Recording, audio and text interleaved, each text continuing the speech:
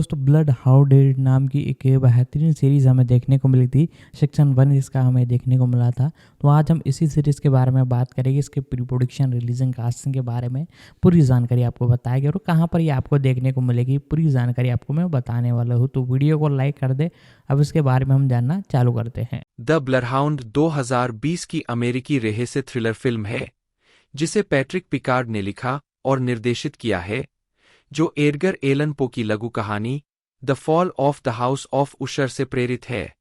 1, 2, 3 इसे emergence films festival में release किया जाना था, लेकिन कोविड-19 महामारी के कारण इसे रद्द कर दिया गया।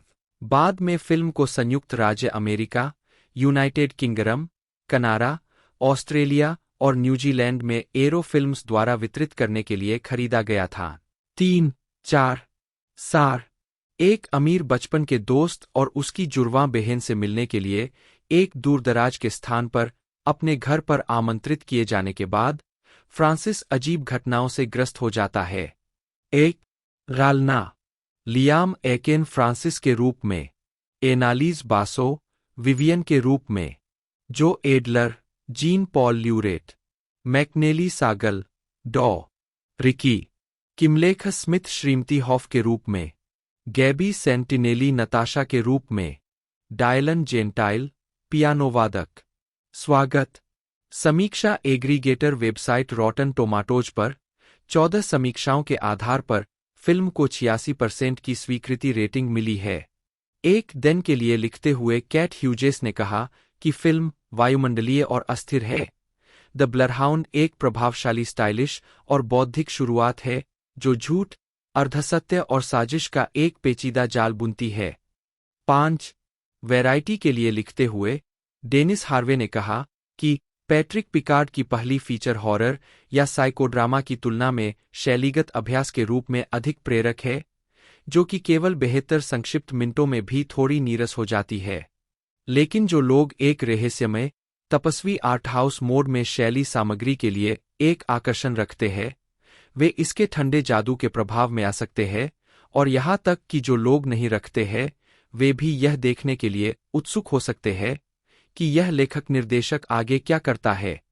2 जो रोज स्मिथ ने जोबो विद ए शॉटगन के लिए अपनी समीक्षा में कहा कि द ब्लडहाउंड शायद स्क्रीन पर आने वाली सबसे ज्यादा परेशान करने वाली, भ्रमित करने वाली और विचित्र फिल्मों में से एक है, लेकिन यह इसके माहौल और साजिश को और बढ़ा देता है। 6 जॉय कियोग ने वेग विजेज के लिए अपने विश्लेषण में कहा कि भले ही कुछ खास डरावना न हो रहा हो, लेकिन यह एहसास कि यह किसी भी पल होने वाला है, दम घोंटने वाला है। कुल मिलाकर पिकार्ड की फिल्म बेचैन करने वाली, तनावपूर्ण और अविश्वसनीय रूप से अजीब है। 7 इसे 2021 में पेस्ट पत्रिका द्वारा 13 सर्वश्रेष्ठ एडगर एलन पो अनुकूलन में से एक के रूप में सूचीबद्ध किया गया था।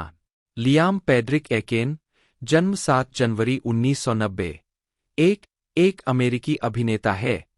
उन्होंने स्टेप मॉम 1998, रोड टू पर्डिशन 2002 और गुड बॉय 2003 जैसी फिल्मों में अभिनय किया है, और किताबों की श्रृंखला पर आधारित लेमोनी स्निकेट की ए सीरीज ऑफ अनफॉर्च्यूनेट इवेंट्स 2004 में क्लॉस बॉडेलेयर की भूमिका निभाई है। उन्होंने नॉरईस्टर 2012, नेड राइफल 2014, द ब्लडहाउंड 2020 और बशीरा 2021 फिल्मों में भी अभिनय किया। व्यक्तिगत जीवन। एकेन आयरिश मूल के कलाकार मोया एकेन की इकलौती संतान थे। 2 और बिल एकेन, एक एमटीवी निर्माता जो स्कॉटिश आयरिश वंश के है। 3 सितंबर 1992 में 34 वर्ष की आयु में बिल की एसोफेजियल कैंसर से मृत्यु हो गई, जब लियाम 2 वर्ष का था। 2 एकेन न्यू जर्सी में पलेबरे और ड्वाइट एंगलवुड स्कूल में पढ़े। 2008 में स्नातक किया। इसके बाद उन्होंने न्यूयॉर्क विश्वविद्यालय में फिल्म की पढ़ाई की। 4 2017 तक एकेन लॉस एंजल्स में रहते हैं। 2 आजीविका। एकेन ने अपने पेशेवर अभिनय की शुरुआत फोर्ड एरोस्टार के एक फोर्ड मोटर कंपनी के विज्ञापन से की थी। 3 उन्होंने 7 साल की उम्र में ब्रॉडवे नाटक ए डॉल्स हाउस में अपनी मंचीय शुरुआत की। 5 और हेनरी फूल 1997 में उनकी फिल्मी शुरुआत हुई। उनकी पहली प्रमुख फिल्म भूमिका तब आई जब उन्होंने स्टेप मॉम 1998 में अभिनय किया। वह रोड टू परडिशन 2002 और पारिवारिक फिल्म गुड बॉय 2003 में दिखाई दिए। उन्हें द सिक्स्थ सेंस 1999 में कोल सियर की भूमिका के लिए माना गया था, लेकिन यह भूमिका हेली जोएल ओस्मेंट को मिल गई। 3 अगले वर्ष उन्हें आयरिश विरासत और स्कॉटिश वंश के कारण हैरी पॉटर की भूमिका के लिए भी विचार किया गया था। साथ ही स्टेप मॉम पर निर्देशक क्रिस कोलंबस के साथ उनके पिछले काम के कारण 6, लेकिन जेके राउलिंग के आग्रह के कारण कि यह हिस्सा एक ब्रिटिश अभिनेता को मिलना चाहिए, डैनियल रेडक्लिफ ने अंतः भूमिका जीत ली। 7 एकेन ने लेमोनी स्निकेट की ए सीरीज ऑफ अनफॉर्च्यूनेट इवेंट्स 2004 में बुद्धिमान 12 वर्षीय अनाथ क्लॉस बॉडेलेयर की भूमिका निभाई। वह द किलर इनसाइड मी 2010 में भी दिखाई दिए। 8 सितंबर 2011 में वह CBS series A gifted man में दिखाई दिए। 9 2012 से 2015 तक उन्होंने ऑल द रॉन्ग क्वेश्चंस के ऑडियोबुक संस्करणों का वर्णन किया, जो ए सीरीज ऑफ अनफॉर्च्यूनेट इवेंट्स की प्रीक्वल सीरीज है। 10 2012 में उन्होंने एंड्रयू ब्रॉड्समैन द्वारा निर्देशित नॉरेस्टर में एक ऐसे लड़के का किरदार निभाया जो सालों तक लापता रहने के बाद घर लौटता है। 11 2014 में उन्होंने नेड राइफल में शीर्षक भूमिका निभाई, जो हेनरी फूल से शुरू हुई और फे ग्रिम 2006 के साथ जारी रहने वाली त्रयी की तीसरी फिल्म थी। 12 2020 में उन्होंने द ब्लडहाउंड में सह-अभिनय किया, जो एडगर एलन पो की लघु कहानी the fall of the house of Usher से प्रेरित एक रहस्य फिल्म है।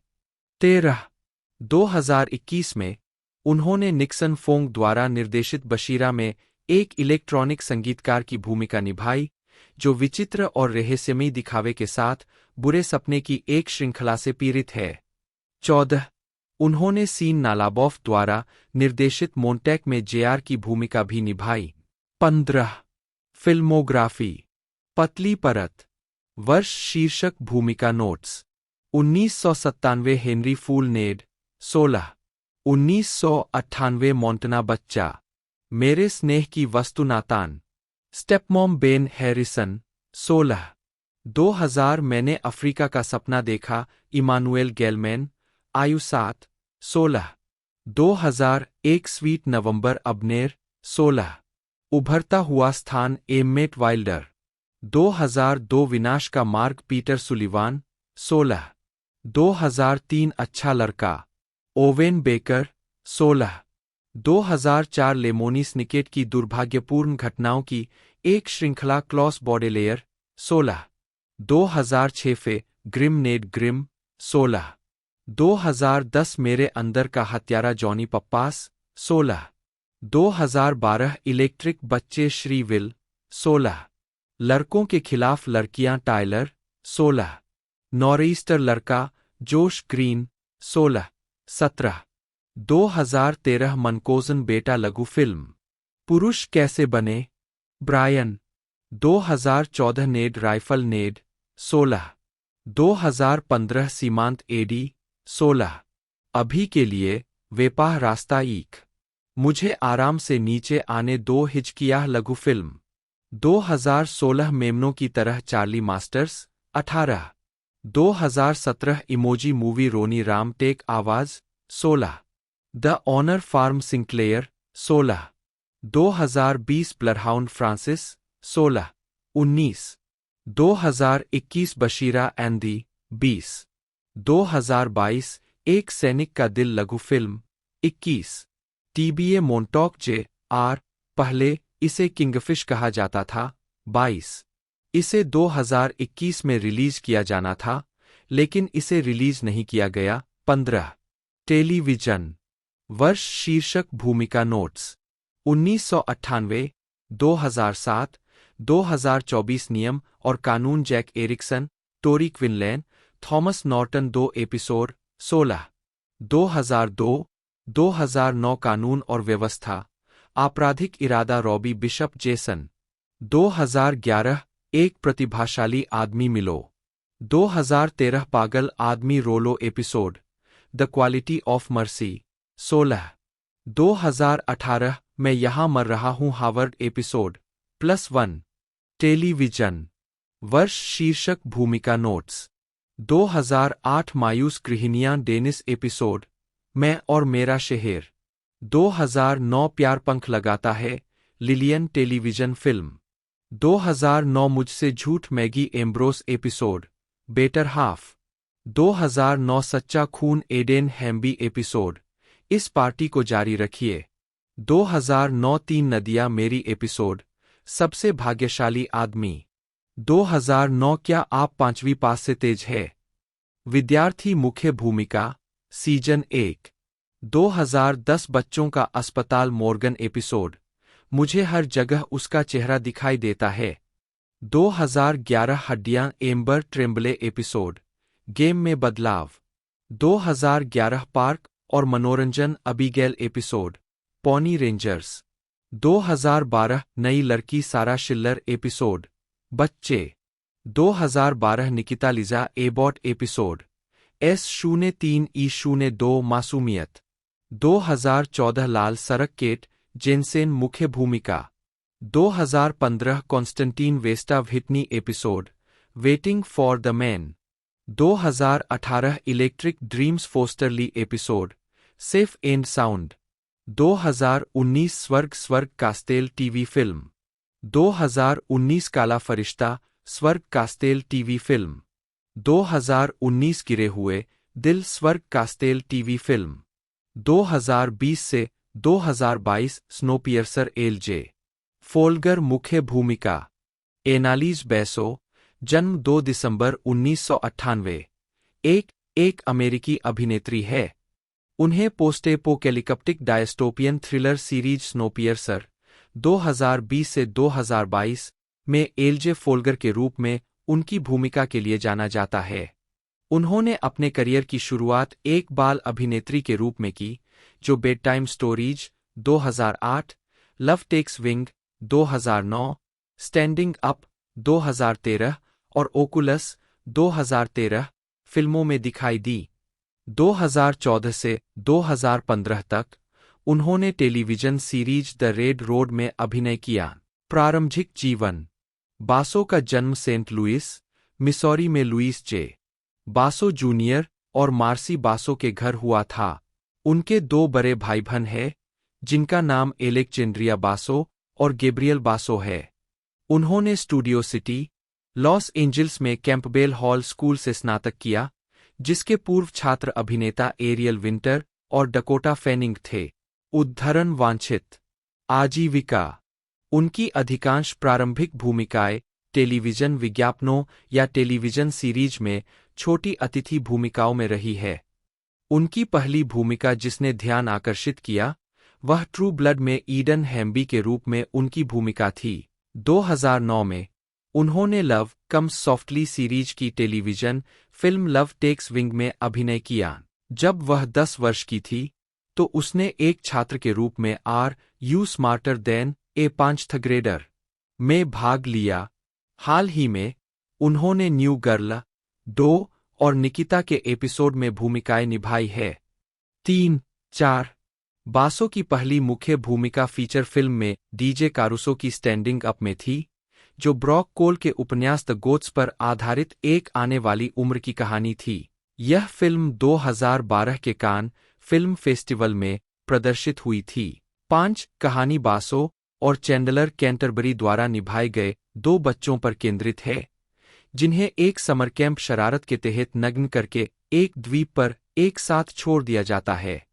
6 2014 में उन्होंने हॉरर फिल्म ओकुलस में करेन गिलन के किरदार के युवा संस्करण के रूप में अभिनय किया। बासो को 2016 में समीक्षकों द्वारा सफल horror film Ouija origin of evil के लिए अधिक मान्यता और ध्यान मिला। 2017 में उन्होंने जेम्स फ्रेंको द्वारा निर्मित कैंप में एंजेला की भूमिका निभाई, जो 2024 में रिलीज होगी। 7, 8, 9, 10 11/12/2019 में उन्होंने वीसी एंड्रयूज द्वारा कास्टेल गाथा पर आधारित लाइफटाइम फिल्मों की श्रृंखला में हेवन कास्टेल की भूमिका निभाई। उन्होंने टीएनटी की सर्वनाशकारी थ्रिलर स्नोपियर्सर में एलजे फोल्गर की भूमिका निभाई, जो इसी नाम की फिल्म से रूपांतरित थी। फिल्मोग्राफी: पतली परत। वर्ष शीर्षक भूमिका नोट्स: 2007 भूत छवि सुसान जेलान। 2008 सोने की कहानियां ट्रिशिया स्पार्क्स। 2009 अंधेरे मकान लाल सिर वाली लड़की। 2009 अल्बामा मून चचेरी बहन एलिस अमान्य। 2013 खड़े होना छाया ग्रेस गोल्डन। 2013 ओकुलस युवा Kelly Russell. 2016 Captain Fantastic Vespyr Cash. 2016 Ouija बुराई की उत्पत्ति Paulina Lena Gender. 2017 the good time girls Ellie लघु फिल्म। 2018 उदासी टेली बीम। 2018 पतला आदमी Katie Jensen. 2018 lady world Piper. 2020 Bloodhound Vivian. 2024 शिविर 7 एंजेला। 2024 चक्का जीवन Janis Halliday. Television: Joe Adler एक अमेरिकी अभिनेता है।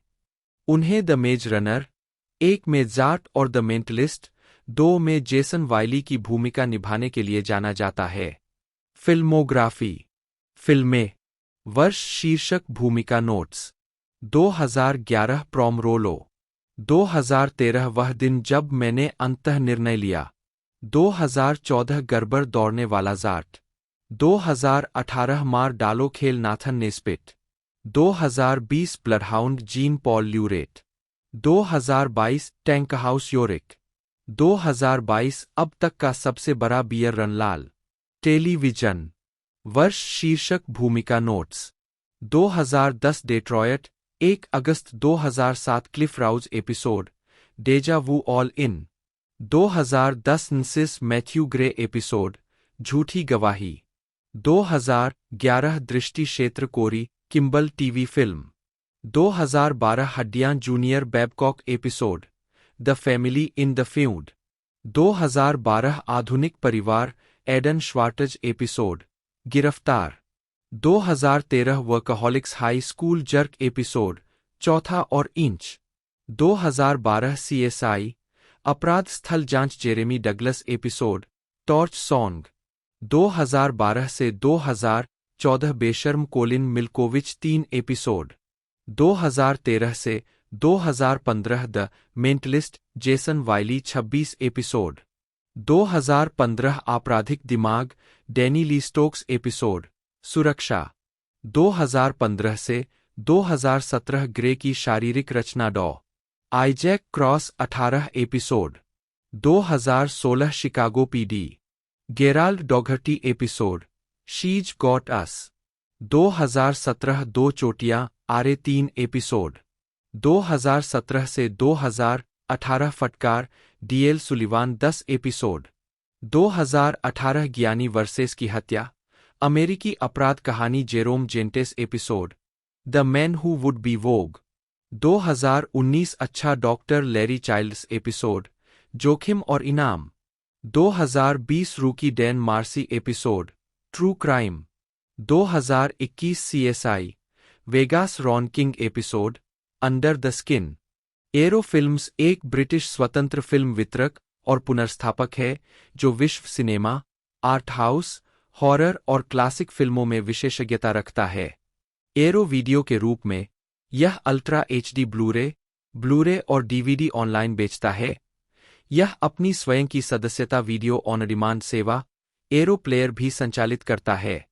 2017 से एरो के पास एक समर्पित पॉडकास्ट है। 2 जिसे फिल्म निर्माता सैम एशर्स्ट और डैन मार्टिन होस्ट करते हैं। एरो वीडियो को एक बुटीक ब्लूरे लेबल माना जाता है। 3-4 इतिहास। एरो फिल्म्स की स्थापना 1991 में शेनले, हर्टफोर्डशायर में एक पारिवारिक फर्म के रूप में की गई थी। 5 जबकि एरो फिल्म्स थिएट्रिकल रिलीज के लिए कंपनी का प्राथमिक ब्रांड था। एरो वीडियो लेबल 2009 में पंथ और हॉरर होम वीडियो में विशेषज्ञता के साथ बनाया गया था। 6 सितंबर 2011 में बजट डीवीडी के लिए एरोड्रोम ब्रांड बनाया गया था। 7 एरो अकादमी और एरो टीवी लेबल क्रमशः विश्व सिनेमा और नॉर्डिक नॉयर शैलियों में विशिष्ट है, लेकिन 2021 से प्रत्येक को एरो वीडियो में विलय कर दिया गया है। 8 उसी वर्ष कंपनी ने एरो प्लेयर लॉन्च किया, जो यूके, यूएस और कनाडा में सब्सक्रिप्शन वीडियो ऑन डिमांड सेवा है। 1 एरो ने 2015 में उत्तरी अमेरिकी बाजार में फिल्में रिलीज करना शुरू किया। 9 2022 तक यह यूके, आयरलैंड, यूएस और कनाडा में संचालित हुआ। 10 2021 में एरो फिल्म्स को 18.5 मिलियन में THG PLC को बेच दिया गया। 11 स्वागत एरो को द गार्जियन द्वारा वर्ष के अपने होम वीडियो वितरक के रूप में 2 बार सूचीबद्ध किया गया है। 13 2011 में उन्होंने बाइसिकल थीव्स, रिफिफी और लेस डायबोलिक्स की उनकी रिलीज को ध्यान में रखते हुए एरो को लेबल ऑफ द ईयर के रूप में सूचीबद्ध किया और विशेष रूप से हॉरर फिल्मों की उनकी रिलीज की प्रशंसा की, जहां वे वास्तव में उत्कृष्ट है। 12 दूसरी बार 2013 में था जब उन्होंने एरो फिल्म्स को लेबल ऑफ द ईयर से सम्मानित किया, जिसमें लाइफ फोर्स की उनकी रिलीज और बोर्गन और द किलिंग जैसे टेलीविजन शो की रिलीज को हाईलाइट के रूप में नोट किया गया। 13 कैमरा ऑब्सक्यूरा द वालियन बोरोव्स्की कलेक्शन को कई प्रकाशनों द्वारा 2014 की सर्वश्रेष्ठ होम वीडियो रिलीज के रूप में चुना गया, जिसमें साइट एंड साउंड 14 और लिटिल व्हाइट लाइज 15 शामिल है, और इसने सर्वश्रेष्ठ अभिलेखीय बहाली परियोजना 16 के लिए फोकल इंटरनेशनल अवार्ड और सर्वश्रेष्ठ डीवीडी श्रृंखला सर्वश्रेष्ठ बॉक्स के लिए सिनेमा रिट्रोवाटो अवार्ड जीता। वैरायटी एक अमेरिकी व्यापार पत्रिका है जिसका स्वामित्व पेंस्के मीडिया कॉरपोरेशन के पास है। इसकी स्थापना 1905 में न्यूयॉर्क शहर में सिमे सिल्वरमैन ने थिएटर और वाडेविल पर रिपोर्टिंग करने वाले साप्ताहिक समाचार पत्र के रूप में की थी। 1933 में मोशन पिक्चर उद्योग को कवर करने के लिए लॉस एंजल्स में स्थित डेली वैरायटी की शुरुआत की गई। वैरायटी की वेबसाइट पर मनोरंजन समाचार, समीक्षाएं, बॉक्स ऑफिस परिणाम, साथ ही क्रेडिट डेटाबेस, प्रोडक्शन चार्ट और फिल्म कैलेंडर शामिल है। इतिहास संस्थापक 16 दिसंबर 1905 को वैरायटी का पहला अंक। वैरायटी का प्रकाशन 16 दिसंबर 1905 से हो रहा है। 1-2 जब इसे साइम सिल्वरमैन ने थिएटर और वाडेविल को कवर करने वाली साप्ताहिक पत्रिका के रूप में लॉन्च किया था, जिसका मुख्यालय न्यूयॉर्क शहर में था। सिल्वरमैन को 1905 में द मॉर्निंग टेलीग्राफ द्वारा एक ऐसे एक्ट की आलोचना करने के लिए निकाल दिया गया था जिसने $50 का विज्ञापन निकाला था। 3 बाद में उन्होंने अपना खुद का प्रकाशन शुरू करने का फैसला किया, जिसके बारे में उन्होंने कहा, यह विज्ञापन से प्रभावित नहीं होगा।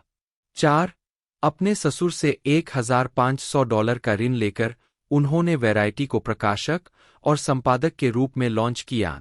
5 मॉर्निंग टेलीग्राफ के अलावा कंपनी की शुरुआत के समय अन्य प्रमुख प्रतिस्पर्धी द न्यूयॉर्क क्लिपर और न्यूयॉर्क ड्रामेटिक मिरर थे। 5 मूल लोगो, जो वर्तमान डिजाइन के समान है, का स्केच एडगर एम मिलर द्वारा बनाया गया था, जो एक सुंदर चित्रकार थे जिन्होंने भुगतान से इनकार कर दिया था। 6 सामने के कवर में मूल संपादकीय कर्मचारियों की तस्वीरें थीं, Alfred Greason, Epes W Sargent, Chicot या ठाट, जोशुआ लोव और सिल्वरमैन।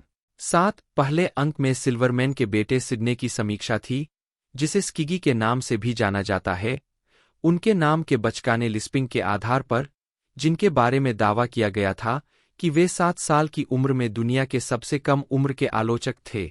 8 20वीं सदी 1922 में सिल्वरमैन ने द न्यूयॉर्क क्लिपर का अधिग्रहण किया, जो 1853 से मंच और अन्य मनोरंजन पर रिपोर्टिंग कर रहा था। बिलबोर्ड के मालिक विलियम डोनाल्डसन के साथ विवाद के बाद बिलबोर्ड से विज्ञापन राजस्व को आकर्षित करने के प्रयास में 9 सिल्वरमैन ने 2 साल बाद $1 लाख खर्च करने के बाद इसे बंद कर दिया, इसके कुछ फीचर्स को वैरायटी में मिला दिया। 9-10 उसी वर्ष उन्होंने टाइम्स स्क्वायर डेली लॉन्च किया, जिसे उन्होंने दुनिया का सबसे खराब दैनिक कहा और जल्द ही इसे खत्म कर दिया। 5 उस अवधि के दौरान वैरायटी के कर्मचारी तीनों अखबारों में काम करते थे। 1930 में हॉलीवुड रिपोर्टर के लॉन्च के बाद 11 सिल्वरमैन ने 1933 में आर्थर उंगर के साथ हॉलीवुड आधारित डेली वैरायटी लॉन्च की। इसने हॉलीवुड में शुक्रवार को जारी होने वाले वैरायटी बुलेटिन को वीकली के 4 पृष्ठ रैपअराउंड के रूप में बदल दिया। 9 डेली वैरायटी शुरू में रविवार के अलावा हर दिन प्रकाशित होती थी, लेकिन ज्यादातर सोमवार से शुक्रवार तक। 12 डेली और वीकली शुरू में लगभग स्वतंत्र समाचार पत्रों के रूप में चलाए जाते थे, जिसमें डेली ज्यादातर हॉलीवुड समाचारों पर और वीकली यूएस और अंतर्राष्ट्रीय कवरेज पर ध्यान केंद्रित करता था। सिल्वरमैन ने 1933 में अपने प्रतिस्थापन के रूप में वीकली वैरायटी का संपादन एबेल ग्रीन को सौंप दिया। डेली वैरायटी शुरू करने के तुरंत बाद उसी वर्ष उनके निधन तक वे प्रकाशक बने रहे। सिल्वरमैन के बेटे सिडने ने दोनों प्रकाशनों के प्रकाशक के रूप में उनकी जगह ली, लेकिन 1936 में तपेदिक से पीड़ित होने के बाद वे अखबार में दिन प्रतिदिन की भूमिका नहीं निभा सकते थे। 13 ग्रीन, संपादक, और हेरोल्ड ए रिच, कोषाध्यक्ष और मुख्य वित्तीय अधिकारी, ने उनकी बीमारी के दौरान अखबार चलाया। 13 1950 में सिडने की मृत्यु के बाद उनके इकलौते बेटे सिड सिल्वरमैन तत्कालीन वैरायटी इंक के एकमात्र उत्तराधिकारी थे। युवा सिड के कानूनी अभिभावक ए रिच, जिन्होंने ऑफिस बॉय के रूप में वैरायटी में शुरुआत की थी, ने अध्यक्ष पद संभाला। 13-9 उंगर 1950 में अपनी मृत्यु तक डेली वैरायटी के संपादक बने रहे। 14 उनके बाद जो स्कोनफील्ड ने इस पद को संभाला। 15 1953 में आर्मी आर्चर्ड ने डेली वैरायटी के पेज 2 पर जस्ट फॉर वैरायटी कॉलम संभाला और हॉलीवुड में तेजी से लोकप्रिय हो गए। आर्चर्ड ने अनगिनत एक्सक्लूसिव स्टोरीज को ब्रेक किया, फिल्म सेट से रिपोर्टिंग की, लंबित सौदों की घोषणा की और स्टार से संबंधित अस्पताल में भर्ती होने, विवाह और जन्म की खबरें दी। यह कॉलम 1 सितंबर 2005 तक 52 साल तक रोजाना दिखाई दिया। 16 एरिक्स ने 1956 तक वैरायटी की देखरेख जारी रखी। 13-9 उस तारीख के बाद सिड सिल्वरमैन ने न्यूयॉर्क में वीकली वैरायटी और हॉलीवुड में डेली वैरायटी दोनों के प्रकाशक के रूप में कंपनी का प्रबंधन किया। द न्यूयॉर्क टाइम्स के पूर्व हॉलीवुड ब्यूरो प्रमुख थॉमस एम प्रायर 1959 में डेली वैरायटी के संपादक बने। प्रायर के अधीन डेली वैरायटी 8 पृष्ठों से बढ़कर 32 पृष्ठों की हो गई और इसका प्रसार भी 8,000 से बढ़कर 22,000 हो गया। 17, 18, 15 ग्रीन 1973 में अपनी मृत्यु तक वैरायटी के संपादक रहे, जिसके बाद सिड ने पदभार संभाला। 19, 20 1987 में वैरायटी को $64 मिलियन में काहन्स पब्लिशिंग को बेच दिया गया था। 21 दिसंबर 1987 में सिड ने वैरायटी के संपादकत्व को रोजर वॉटकिंस को सौंप दिया। 20 डेली वैरायटी के संपादक के रूप में 29 वर्षों के बाद टॉम प्रायर ने जून 1988 में अपने बेटे पीट को यह पद सौंप दिया। 7 दिसंबर 1988 को वॉटकिंस ने 4 रंग प्रिंट में बदलाव का प्रस्ताव रखा और उसकी देखरेख की।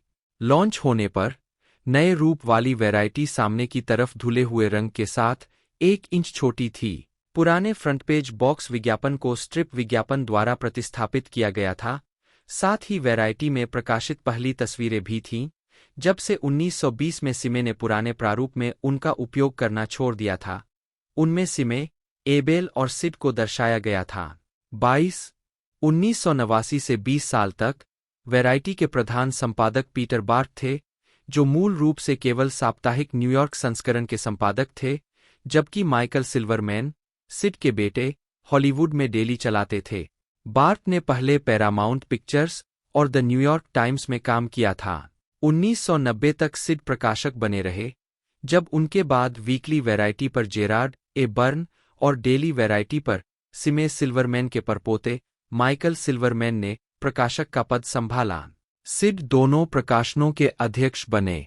21वीं सदी अप्रैल 2009 में बार्ट उपाध्यक्ष और संपादकीय निदेशक के पद पर चले गए, जिसे online Bofo no more Bart up and out 8 Variety के रूप में वर्णित किया गया।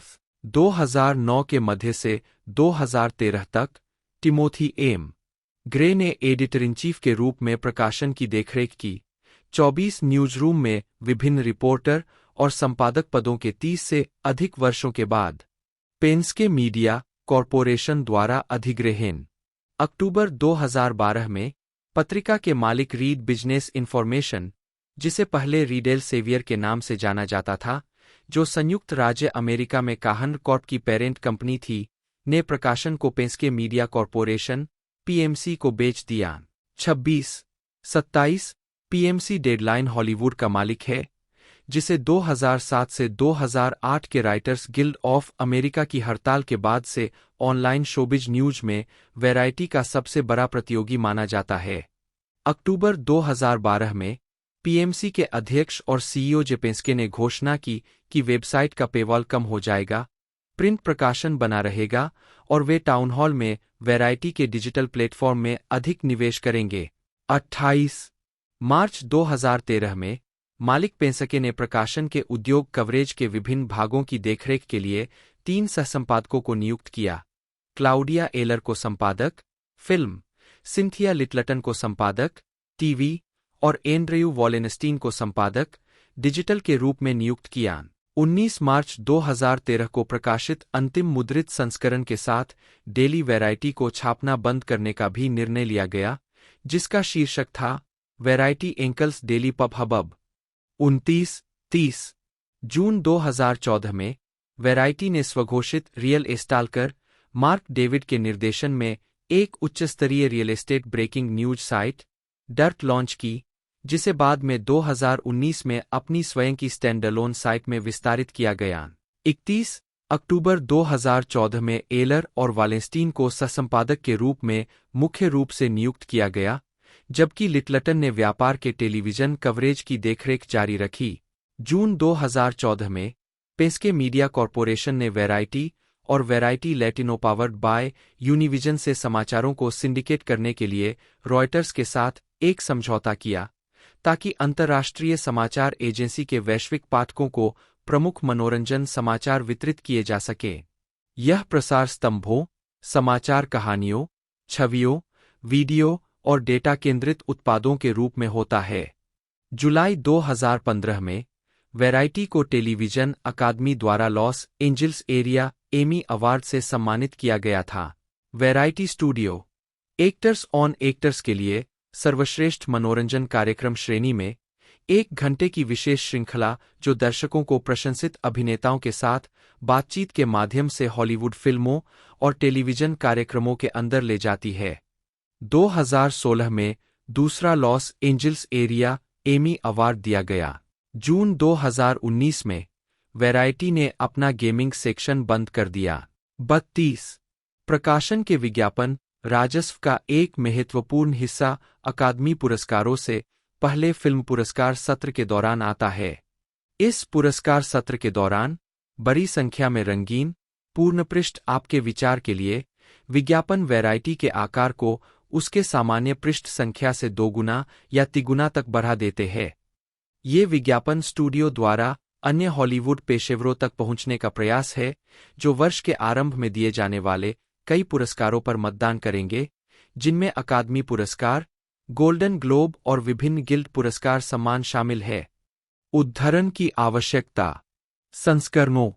वैरायटी पहला संस्करण 16 दिसंबर 1905 को प्रकाशित हुआ, एक साप्ताहिक मनोरंजन प्रकाशन है जिसमें फिल्मों, टेलीविजन, थिएटर, संगीत और प्रौद्योगिकी के बारे में व्यापक कवरेज है, जिसे मनोरंजन अधिकारियों के लिए लिखा गया है।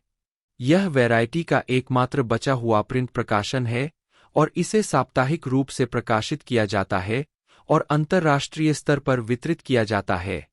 डेली वैरायटी पहला संस्करण 6 सितंबर 1933 को प्रकाशित हुआ और अंतिम बार 19 मार्च 2013 को प्रकाशित हुआ। लॉस एंजल्स स्थित हॉलीवुड और ब्रॉडवे दैनिक संस्करण था। डेली वैरायटी ब्रांड को 2019 में एक सोमशुक्र ईमेल समाचार पत्र के रूप में पुनर्जीवित किया गया था, जो पिछले 24 घंटों की शीर्ष कहानियों को प्रस्तुत करता है।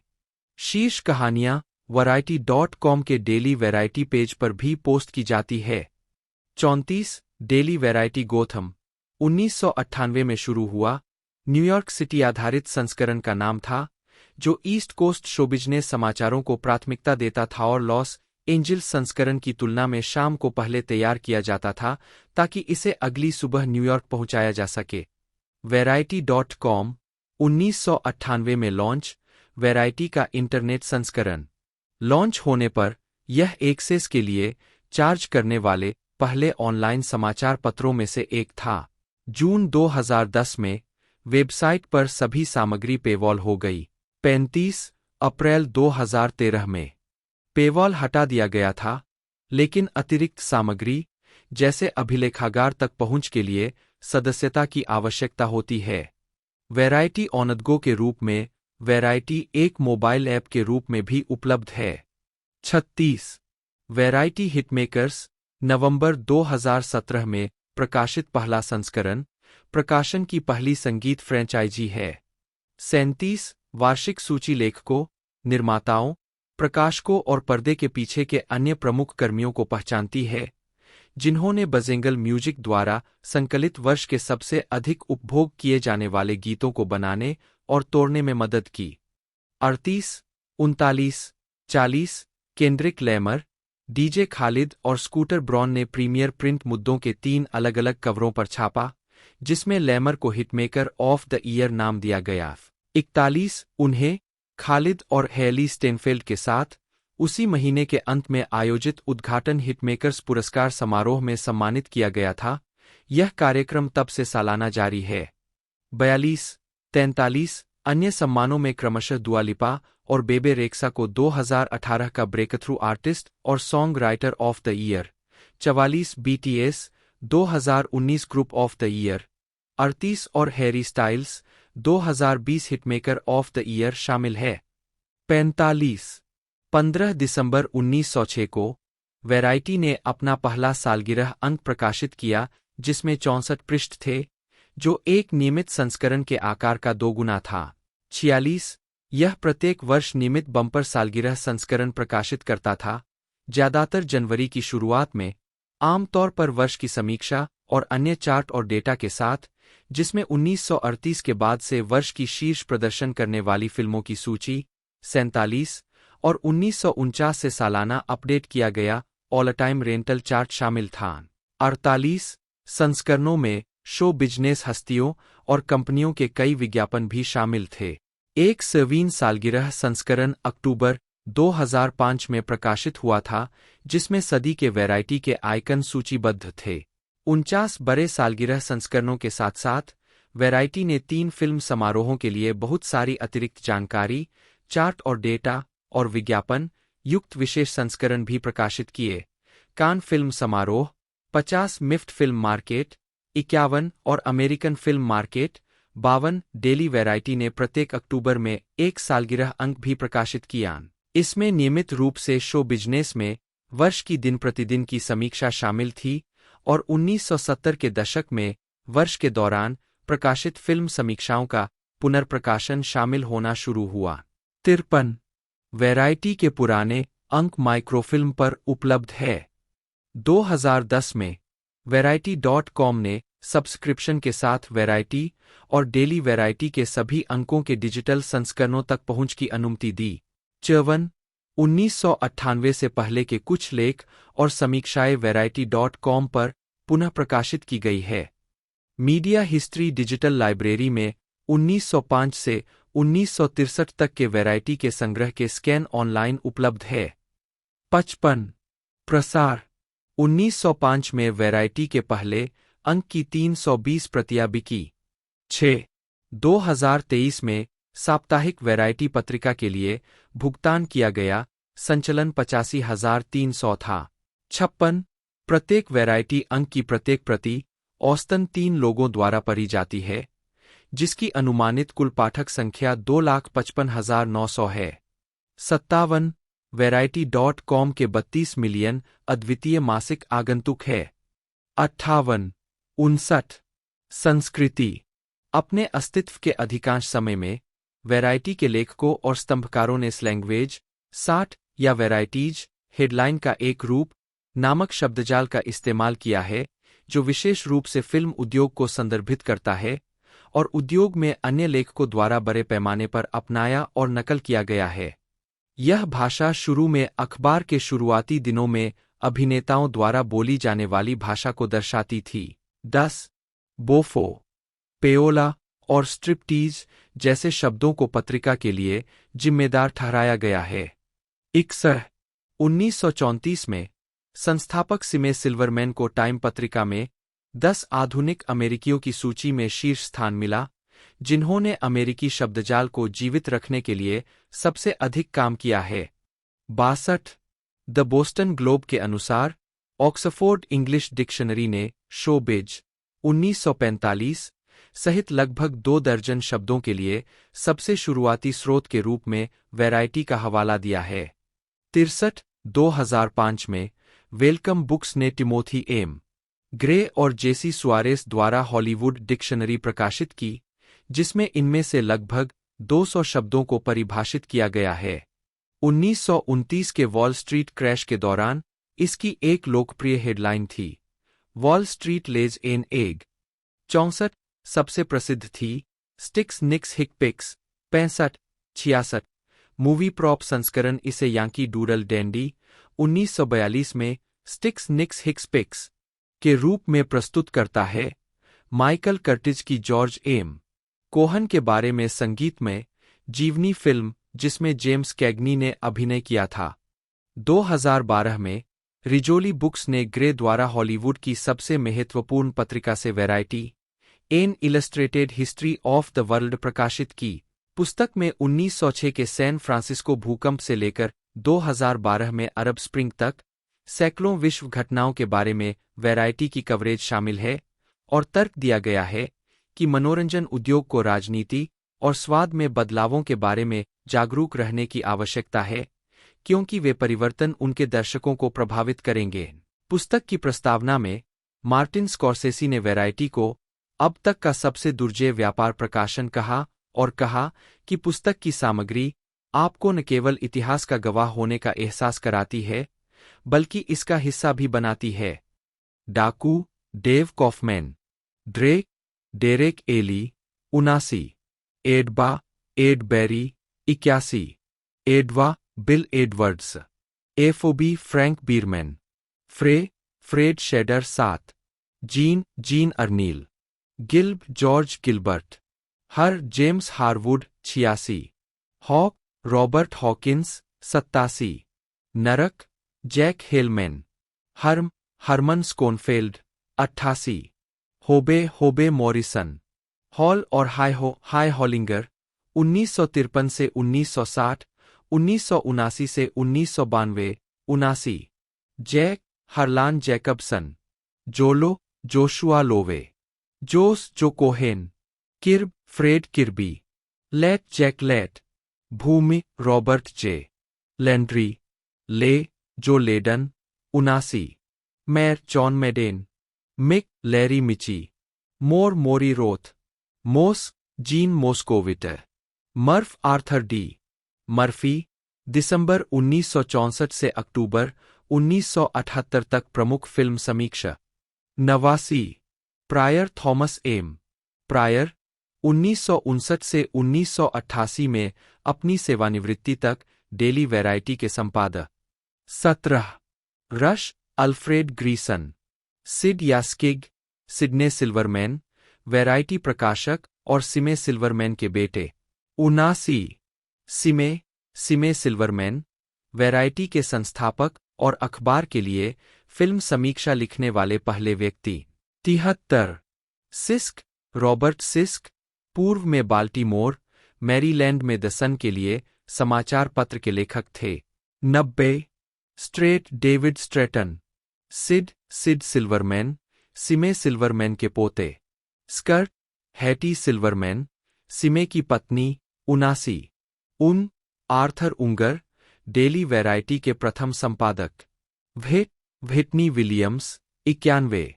समीक्षाओं का पुनर्मुद्रण। वैरायटी उन 3 अंग्रेजी भाषा पत्रिकाओं में से एक है जिसमें 10,000 या उससे ज्यादा फिल्म समीक्षाएं पुस्तक के रूप में पुनर्मुद्रित की गई है। ये 24 खंडों वाली वैरायटी फिल्म रिव्यूज 1907 से 1996 में समाहित है।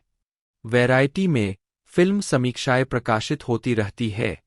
अन्य 2 पत्रिकाएं हैं द न्यूयॉर्क टाइम्स, 22 खंडों में the New York times film reviews 1913 से 2000 के रूप में, और हैरिसन की रिपोर्ट्स, 15 खंडों में हैरिसन की रिपोर्ट्स और फिल्म रिव्यूज 1919 से 1962 के रूप में। 1992 में वैरायटी ने वैरायटी मूवी गाइड प्रकाशित की जिसमें डेरेक एली द्वारा संपादित 5000 संक्षिप्त समीक्षाओं का संग्रह था। 75 अंतिम संस्करण 2001 में 8500 समीक्षाओं के साथ प्रकाशित हुआ था। 92 1998 से पहले की फिल्मों की कई संक्षिप्त समीक्षाएं variety.com पर प्रकाशित होती है, जब तक कि उन्होंने बाद में मूल समीक्षा पोस्ट नहीं की हो। 93 श्रद्धांजलियां, मनोरंजन से संबंधित लगभग 1 लाख मृत्युलेखों 1905 से 1986 का पूरा पाठ वैरायटी ओबिट्यूरीज के रूप में पुनर्मुद्रित किया गया था, जो वर्णमाला सूचकांक सहित 11 खंडों का सेट है। पुनर्मुद्रण श्रृंखला बंद होने से पहले 4 अतिरिक्त द्विवार्षिक पुनर्मुद्रण 1987 से 1994 के लिए प्रकाशित किए गए थे। जनवरी में प्रकाशित होने वाले वार्षिक वर्षगांठ संस्करण में अक्सर उस वर्ष मरने वाले मनोरंजन लोगों की मृत्यु का विवरण होता था। 94 चार्ट और डेटा। वैरायटी ने 3 मार्च 1922 को थिएटर के हिसाब से फिल्मों के लिए बॉक्स ऑफिस की कमाई की रिपोर्ट करना शुरू किया, ताकि देश भर के प्रदर्शकों को ब्रॉडवे पर फिल्म के प्रदर्शन के बारे में जानकारी मिल सके, जहां अक्सर किसी फिल्म का पहला प्रदर्शन होता था।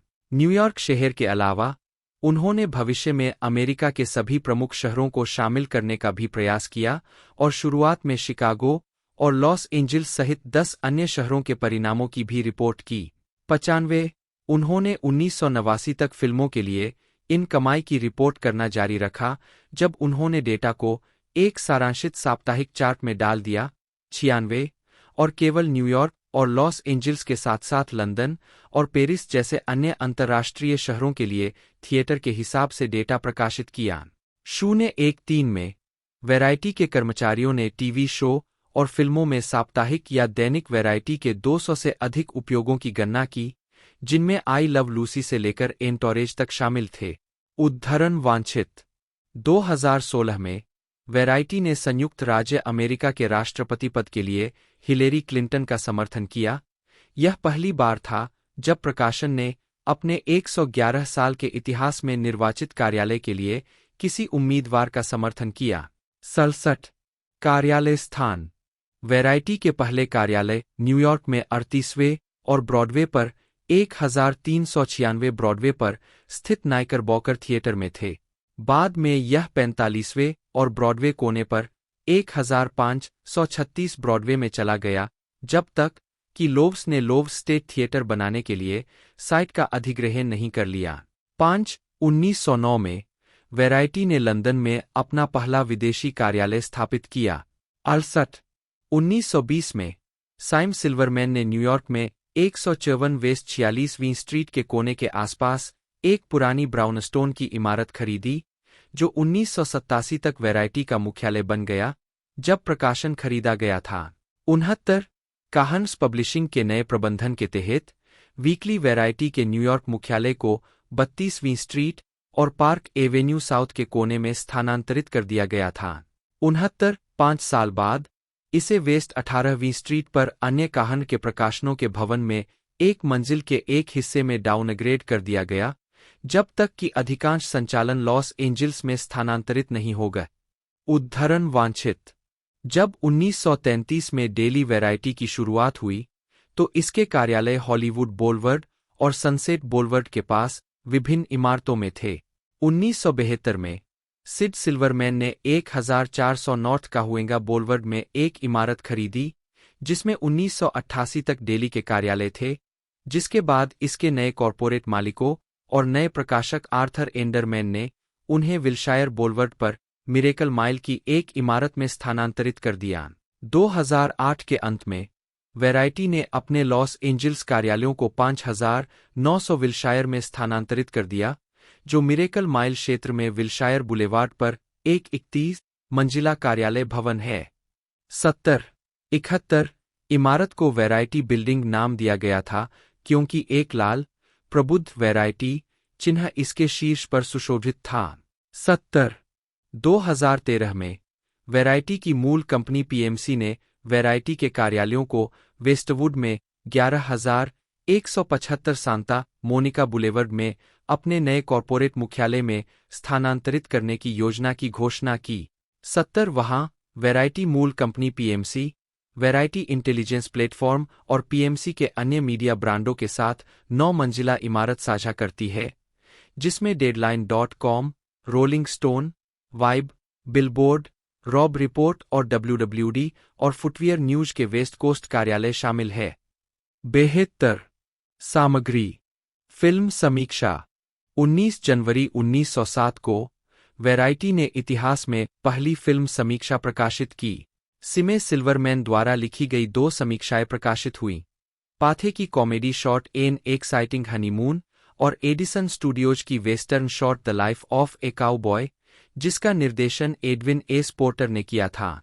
74 वैरायटी ने मार्च 1911 से जनवरी 1913 के बीच फिल्मों की समीक्षा बंद कर दी।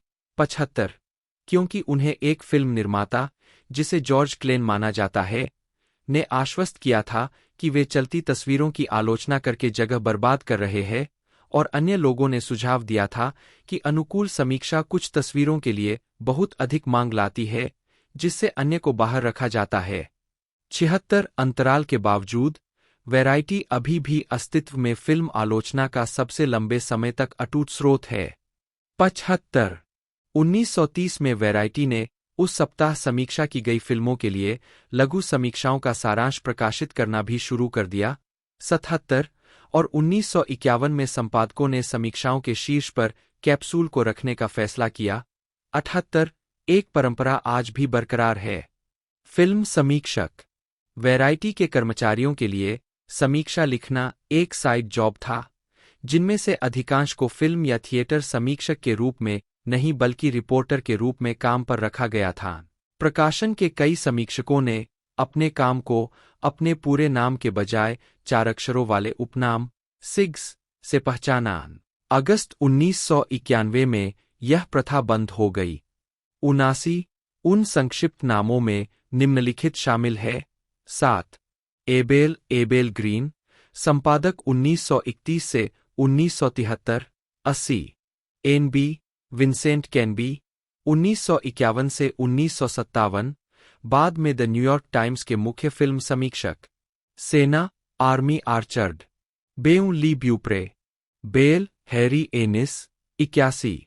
बेसा Peter Besas, Bige Joe Bigelow, Bill Greeley, Bin Claude Binyon, Bob Knight, Byro Stuart Byron, Cart Todd McCarthy, 1979 से 1989, फिल्म समीक्षा संपादक 1991 से 2010। 82 83 थाट एप्स डब्ल्यू सार्जेंट, कॉन जॉन व्हाइट कॉनवे, 1888 से 1928। जैसे जैसे मीडिया का विस्तार हुआ, टीवी रेटिंग और संगीत चार्ट जैसे अन्य मीडिया के लिए चार्ट और डेटा प्रकाशित किए गए, विशेष रूप से वर्षगांठ संस्करणों में, जो नियमित रूप से प्रत्येक जनवरी को प्रकाशित होते थे। 1930 के दशक के दौरान वर्ष की शीर्ष प्रदर्शन करने वाली फिल्मों के चार्ट प्रकाशित किए गए थे और तब से यह परंपरा सालाना कायम रही है। 47 1946 में पेज 3 पर एक साप्ताहिक राष्ट्रीय बॉक्स ऑफिस सर्वेक्षण प्रकाशित किया गया था, जिसमें 25 प्रमुख अमेरिकी शहरों के बॉक्स ऑफिस परिणामों के आधार पर सप्ताह के हिट और फ्लॉप के प्रदर्शन का संकेत दिया गया था। 97 98 उस वर्ष बाद में ऑल टाइम टॉप ग्रॉसर्स की एक सूची जिसमें उन फिल्मों की सूची थी जिन्होंने घरेलू, संयुक्त राज्य और कनाडा, किराए में 4,000,000 या उससे अधिक की कमाई करने का वादा किया था या हासिल किया था। 99 एक अद्यतन चार्ट सालाना 50 से अधिक वर्षों के लिए प्रकाशित किया गया था, आमतौर पर प्रत्येक जनवरी में सालगिरह संस्करण में। 100 101 1960 के दशक के अंत में वैराइटी ने 1 जनवरी 1968 से 22 से 24 अमेरिकी शहरों की अपनी साप्ताहिक रिपोर्ट से सकल आय को एकत्रित करने के लिए IBM 360 कंप्यूटर का उपयोग करना शुरू किया। डेटा 800 थिएटरों से आया था, जो उस समय अमेरिकी सिनेमा की आबादी का लगभग 5% था, लेकिन कुल अमेरिकी बॉक्स ऑफिस सकल आय का लगभग 1/3 था।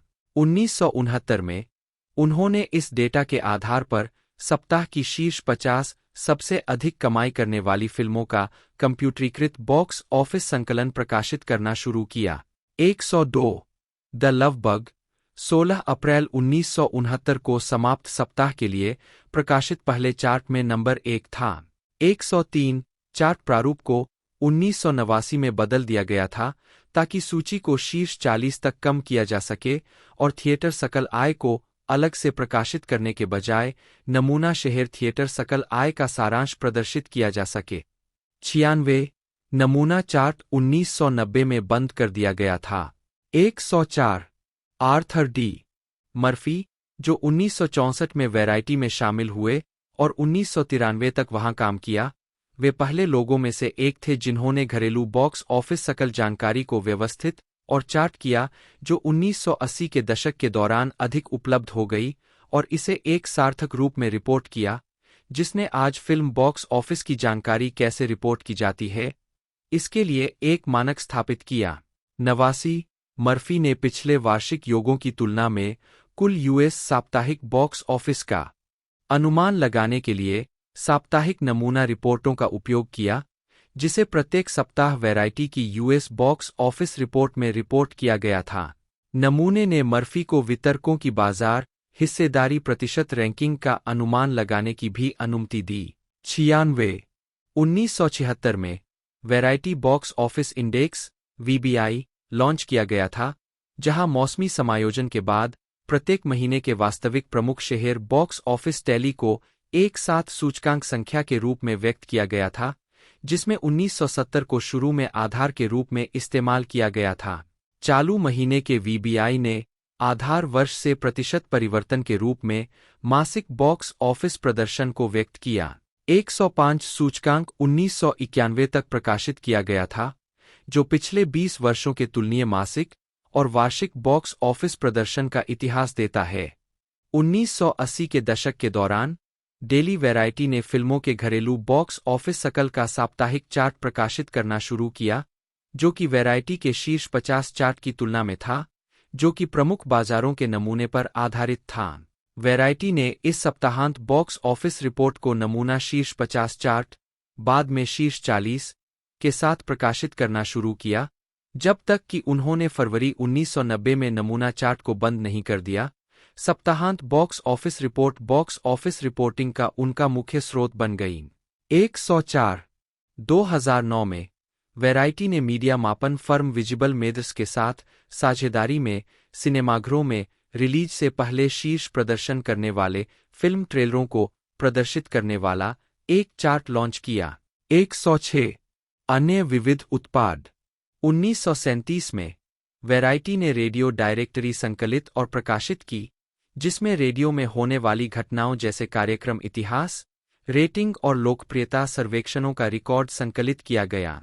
107 इसने अगले 3 वर्षों के लिए एक वार्षिक संस्करण प्रकाशित किया। 108 जो मीडिया हिस्ट्री डिजिटल लाइब्रेरी पर उपलब्ध है। 1981 में variety international show business reference प्रकाशित हुआ, जिसके बारे में उनका दावा था कि यह अकादमी पुरस्कार, एमी पुरस्कार, टोनी पुरस्कार, ग्रैमी पुरस्कार और पुलित्जर पुरस्कार के सभी विजेताओं और नामांकितों की पूरी सूची वाली पहली पुस्तक थी। अगले वर्ष उन्होंने Variety major US show business awards प्रकाशित किया, जिसमें सिर्फ इस पुरस्कार का विवरण था और एक संशोधित संस्करण, जिसे Variety presents the complete book of major US show business awards कहा जाता है, 1985 में प्रकाशित हुआ। 109 1988 में आर बोकर, एक रीड रेफरेंस पब्लिशिंग कंपनी जो रीड एल्सेवियर पीएलसी का हिस्सा थी, जो वैरायटी की एक सहायक कंपनी थी, ने वैरायटी का वीडियो डायरेक्टरी प्लस प्रकाशित किया, जो एक सीडी-रोम सदस्यता उत्पाद था, जिसे त्रैमासिक रूप से अपडेट किया जाता था, जिसमें लगभग 90,000 होम वीडियो उत्पादों का मेटाडेटा और वैरायटी से पूर्णपाठ फिल्म समीक्षाएं शामिल थीं। अंतर्राष्ट्रीय film guide ISSN 007-46053 OCLC 23,07,52,727 Peter Cowie 1989 में वैरायटी में शामिल हुए। 110 और उनका इंटरनेशनल फिल्म गाइड, जो 1964 से हर साल प्रकाशित होता था, वैरायटी इंटरनेशनल फिल्म गाइड बन गया, जिसमें सिनेमा पर साल भर की रिपोर्ट और फिल्म समारोहों की जानकारी शामिल थी। 2006 तक इस पर वैरायटी का नाम ही रहा। 111 1990 में वैरायटी ने 1923 से 1988 तक की अपनी टेलीविजन समीक्षाओं, होम वीडियो उत्पाद सहित का 15 खंड सेट प्रकाशित किया। 1989 से 1990, 1991 से 1992 और 1993 से 1994 को कवर करते हुए अतिरिक्त पूरक प्रकाशित किए गए। 112 1999 में कोवी ने मनोरंजन के क्षेत्र में वर्ष की विस्तृत जानकारी के साथ-साथ ऐतिहासिक जानकारी के साथ द वैरायटी इनसाइडर प्रकाशित किया। 2000 में इसका दूसरा संस्करण प्रकाशित हुआ। 113 2004 में वैरायटी ने वी लाइफ प्रकाशित किया, जो मनोरंजन उद्योग के लिए जीवन शैली सुविधाओं पर अंदरूनी खबरें प्रदान करता था। इसे सालाना 7 बार प्रकाशित किया जाता था। 114 Variety studio actors on actors मुख्य लेख Variety studio actors on actors. नवंबर 2014 में वैरायटी ने Variety studio actors on actors का प्रीमियर किया, जो पीबीएस सोकाल के साथ एक सहनिर्माण था, जिसमें 2 अभिनेताओं ने हॉलीवुड पर अपने शिल्प और विचारों पर चर्चा की, जिसने बाद में मई 2019 में डेटाइम क्रिएटिव आर्ट्स अवार्ड सहित 3 एमी पुरस्कार जीते। जनवरी 2017 में उन्होंने ब्रांडों के लिए कस्टम कंटेंट बनाते हुए वैरायटी कंटेंट स्टूडियो लॉन्च किया। 115 116 117 118 विविधता अंतर्दृष्टि वैरायटी ने अपना डेटा और शोध प्रभाग वैरायटी इनसाइट 2011 में स्थापित किया, जब इसने मनोरंजन डेटा कंपनी TVTracker.com का अधिग्रहण किया। 119 इसके फिल्म डेटाबेस की घोषणा दिसंबर 2011 में फ्लिक्सट्रैकर के रूप में की गई थी, लेकिन बाद में इसे वैरायटी इनसाइट में बदल दिया गया। सदस्यता सेवा को IMDb जैसी भीड़ स्रोत वाली वेबसाइटों के विकल्प के रूप में तैनात किया गया है। 120 डेटाबेस जानकारी प्राप्त करने के लिए स्टूडियो के साथ वैरायटी के मौजूदा संबंधों का उपयोग करता है। न्यूयॉर्क ऑब्जर्वर ने मुख्य प्रतियोगी की पहचान बेसलाइन स्टूडियो सिस्टम्स के रूप में की। 119 2014 में वैरायटी इनसाइट ने वीस्कोर को जोड़ा, जो अभिनेताओं के कैचेट और बैंकेबिलिटी का एक उपाय है।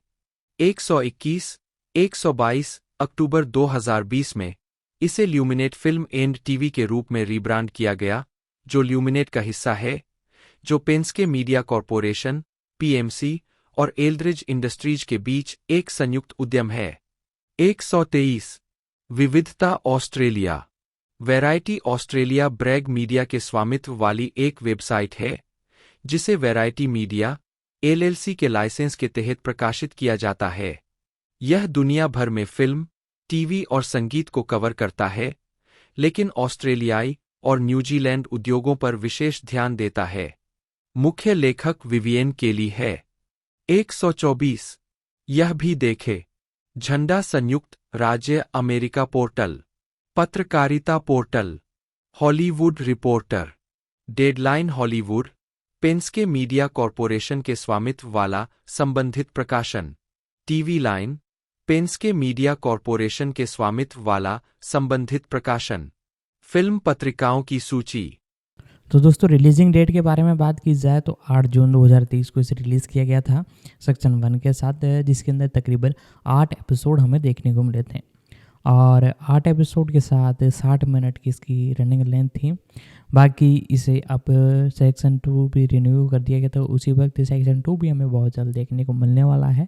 बाकी पूरी जानकारी मैंने इस सीरीज़ के बारे में बता दी है। यदि आपको वीडियो अच्छी लगती है तो वीडियो ज़रूर से लाइक कीजिएगा। आज की इस वीडियो में इतना ही, मिलते हैं दोस्तों अगले वीडियो में।